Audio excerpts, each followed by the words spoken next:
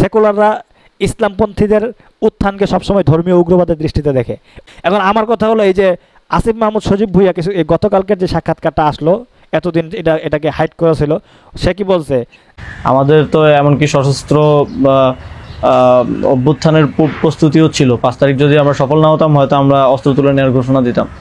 এবং নাহিদ ভাই ভিডিওবার তো রেডি রেখেছিল, আমিও কি ঘোষণা দিব সেটাও রেডি ছিল।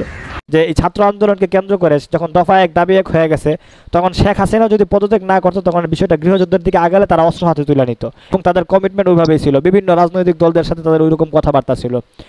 এখন কোটা আন্দোলনকে কেন্দ্র করে বা হাসিনা বা সরকার খেদাও আন্দোলনকে কেন্দ্র করে তোমরা গৃহযুদ্ধের দামামা বাজিয়ে দিতে পারো, তোমাদের জন্য এটা জায়েজ।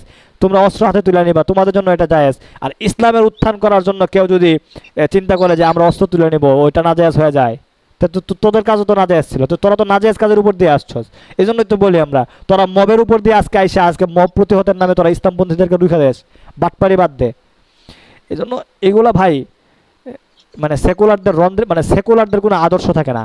এরা ধর্ম নিয়ে যেটা সেকুলাররা, এরা সম্পূর্ণ আরেক ধর্মের অনুসারী। এরা ইসলাম নিয়ে যে সিম্পেথি দেখায়, এটা সম্পূর্ণ হলো আপনার ধর্ম নিয়ে ব্যবসা।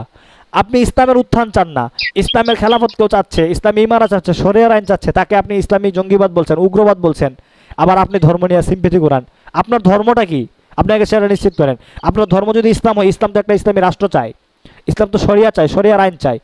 তো আপনি ইসলামের অনুসারী হবেন, আবার ইসলামের শরিয়ার আইন যারা চাইবে তাদেরকে প্রতিহত করবেন। ধর্মীয় উগ্রবাদ মাথাচাড়া দিতে চাইলে তাদের কবর রচনা আপনি করে ফেলবেন, নয়তো গণতন্ত্রের কবর রচনা হয়ে যাবে। ভাইরে ভাই, আপনার ধর্মের স্থানটাকে ঠিক করেন।